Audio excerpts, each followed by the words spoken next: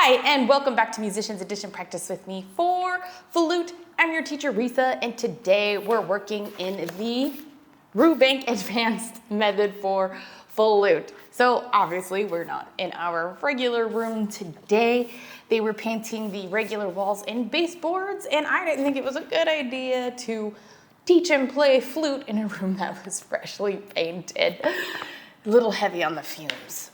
So I guess we're gonna play outside today in this little porch area, which is also very echoey. So sorry for an echo here too. It actually sounds kind of nice with the flute playing though, just not the speaking part. Okay, today we're on page 7, okay? And transitioned over into the A minor scale. As a refresher, the A minor scale does not have any sharps or flats. It is the relative pair to C major. Though when we have the harmonic and melodic, obviously we then have some sharps in there. And as you can see in exercise 11, where we do have sharps marked, okay? So this is just more scale practice, what we're doing in thirds. So this is just kind of more of boring technical studies, but this is the stuff that's needed and what will advance you as a player. That's why it's the advanced book. All right, so let's go ahead. We're gonna just take this nice and slow and just get all the fingerings, the rhythms, and the articulations with this. Remember, it's now your job to practice speed and cleaning things up on your own time. This is enough to get us started. All right, here we go, 11. 1, 2, 3, 4.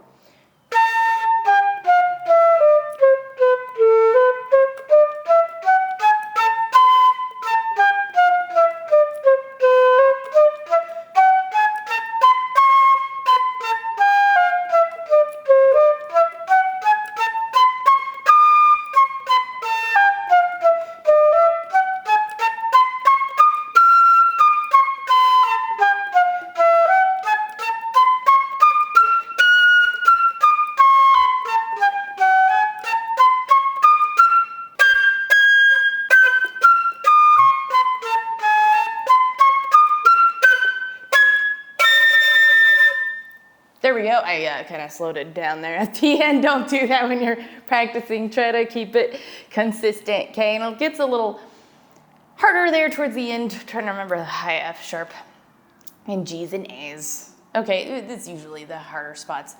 Okay, now let's go ahead and put our metronomes on, and we're gonna get a little more particular, okay? We're not gonna go overly fast. Like I said earlier, it is now your responsibility to make sure you work up to faster speeds. Okay, I'm just trying to get us going to where you know what you're doing. Okay, so let's do,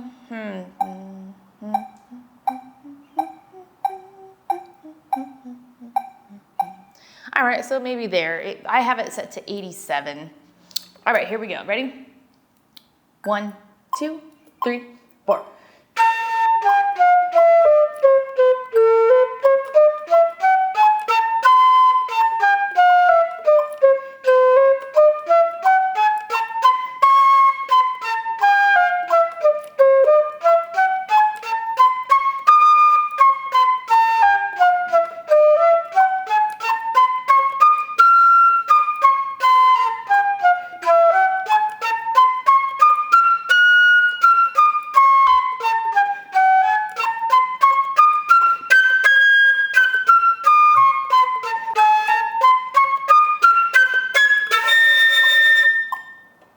There we go, that's a little better now that we have the metronome. So use your metronome as well to work up on that speed. All right, let's go ahead and take a look at number 12, okay? This is more of the what kind of scale? Just taking a look at it. The chromatic scale, this is the chromatic scale starting on A and ending on A. Okay, so let's go ahead and do that. Ready? 1, 2, 3, 4.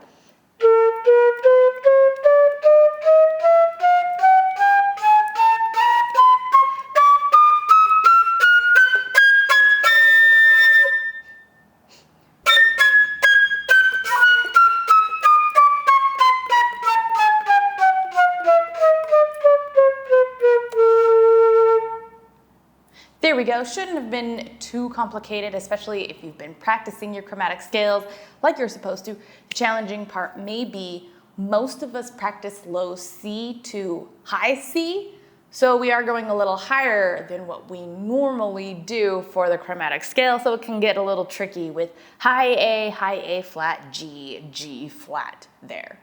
So let's do this one more time, putting our metronomes on. We'll keep it at 87 as well. All right, here we go. 1, 2, 3, 4.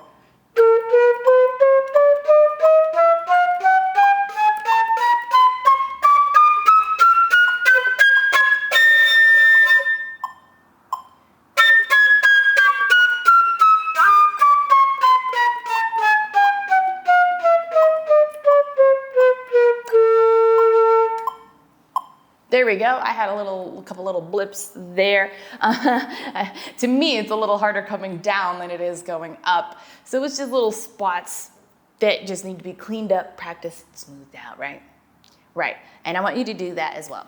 This lesson is brought to you by the Musician's Edition practice book. Make goals and keep track of progress throughout the whole year. When you're done with this video lesson, don't forget to mark this practice time in your Musician's Edition practice book. Now back to the video. Okay, let's go ahead and move on to 13 though, thirds. So now we're moving more like the arpeggio style. Okay, here we go. 1, 2, 3, 4.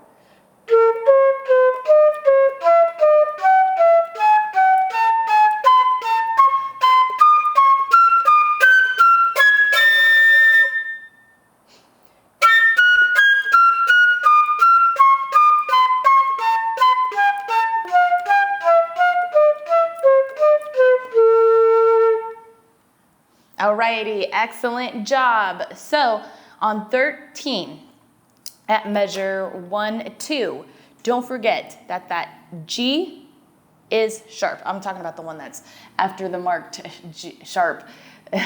Make sure that that G is sharp. You might need to circle it in or mark it in just so you remember it's within the same measure. So going up, we have the sharps. Coming down, we're all back to natural. Let's do it again, this time with metronomes on. Ready? 1, 2, 3, 4.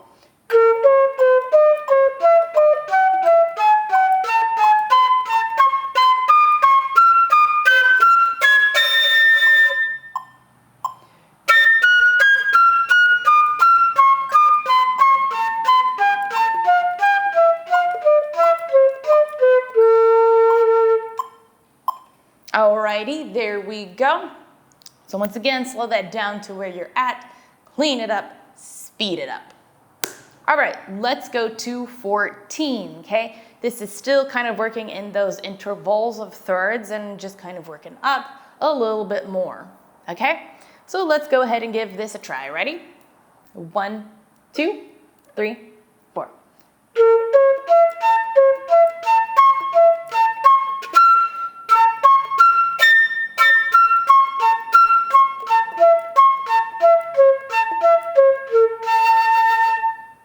There we go.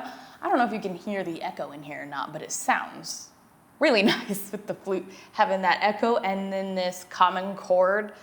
It's really beautiful. I hope you can hear that echo.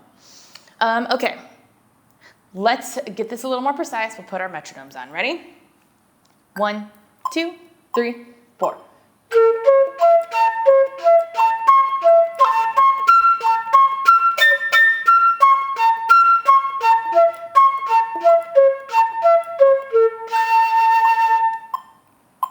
Perfect, there we go. So that's what that one is like, just breaking up the chords. Okay, now on to 15th. Now we're throwing in a diminished 7th. So this is still chord work here. And I know it can be confusing because flutes don't play chords, but together we can play chords. And as an ensemble, there are chords built. So there's still knowledge of chords and chords happening when we're playing music, unless it's literally just a flute solo with nothing else. But still, even then, there's still major, minor, all that kind of stuff, right? Okay, so with this diminished 7th, take note that we have some G's marked with sharps. And I know I'm going to miss that one and that one that's in the same measure. So I'm gonna go ahead and pre-mark that. All right, here we go, ready? 1, 2, 3, 4.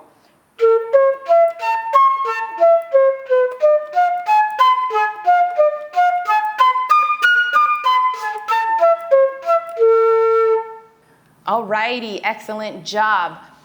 So if you didn't know it was the diminished seventh, that G sharp might throw you off. Make sure you're playing those G's within the same measure as sharps. Let's go ahead and do it again with the metronomes. Here we go. 1, 2, 3, 4.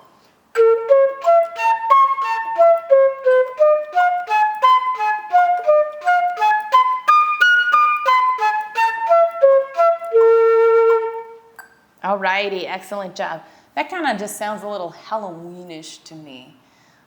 I don't know about you. Let me know in the comments how you feel about the diminished seventh and how it makes you feel. Okay, on to our last one for today. Now we're switching over to F major, and this is one of those keys that's very common for flute is F major. We have the 1 flat, B flat, and E natural. All right, so to me, this is a very comfortable major key particularly. All right, let's go ahead and play this. It looks like our articulations and rhythms and stuff are very similar to like what we had in a couple previous lessons. Either that or I'm getting confused, which is possible too. All right, and do take note. The book at the bottom here is saying the student will find it advantageous to practice the flat scales using both the regular fingering and the B flat key fingering for the B flats. And I find that absolutely true when it comes to these technique ones and the scales and even arpeggios, is playing them both ways with the both B flats. And that's because when we're playing other music, sometimes it makes more sense to play with one B flat over the other. And it really improves your skills when you know how to do both and are comfortable with both. Okay, so for these lessons, use whichever B you prefer, or you want to challenge yourself, that's fine too.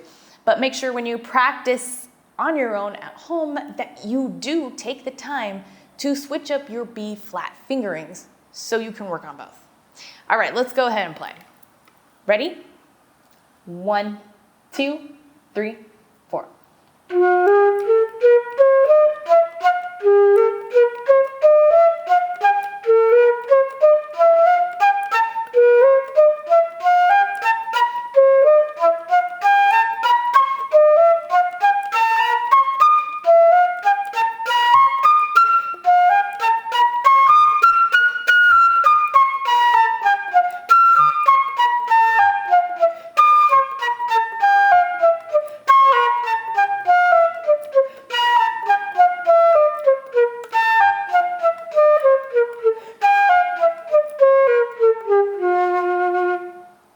There we go. This one is not too bad in terms of the rhythms are consistent with eighth notes. You just got to watch your articulations, which I think, like I said, I think we did this before.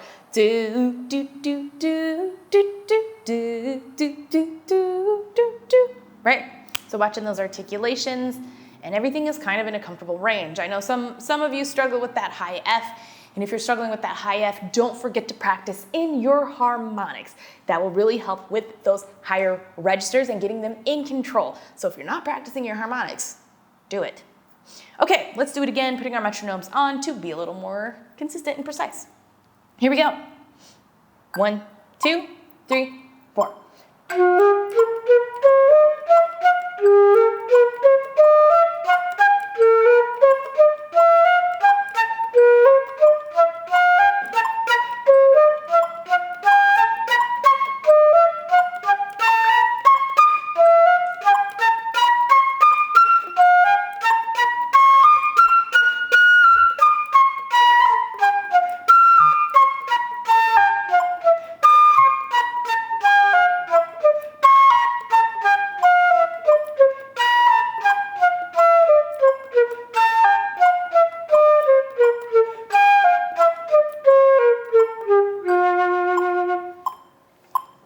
Alrighty, and there we go. Same thing with that one. Clean it up, speed it up, master it.